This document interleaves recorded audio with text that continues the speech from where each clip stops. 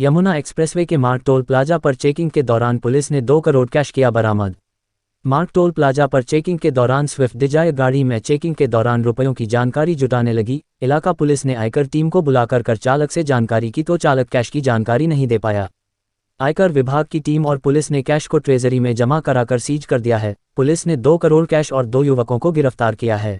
अनामाट क्षेत्र में यमुना एक्सप्रेसवे पे टोल के पास चेकिंग की जा रही थी। ये चेकिंग अवैध शराब की तस्करी को रोकने तथा गाड़ियों को पकड़ने के दृष्टिकोण से की जा रही थी। इसी बीच एक चेकिंग के दौरान स्विफ्ट डिज़ायर गाड़ी वहां आती है, जिसको रोकने के बाद जब उसको चेक किया गया तो उसमें भारी मात्रा में कैश था।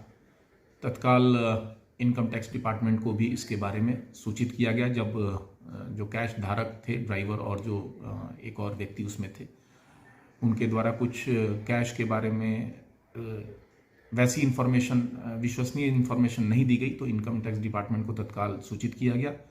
डिपार्टमेंट के द्वारा कैश को चेक किया गया। चेक करने के बाद उसको पुलिस कस्टडी में दिया गया है, क्योंकि उनके द्वारा भी जो रिपोर्ट दी गई उसमें ये बताया गया कि कोई भी वैसा प्रमाण कैश धारक नहीं दे पाए जिससे कि उसकी ओनरशिप क्लियर हो सके और उसकी वैलिडिटी क्लियर हो सके।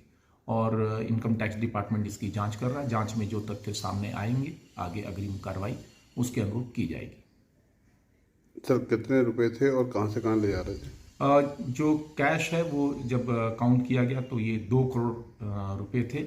और शुरुआती दौर में जो कैश धारक था, जिसका नाम अश्विनी है, उसने इसको गुड़गांव से लाना और लखनऊ की तरफ ले जाना बताया था।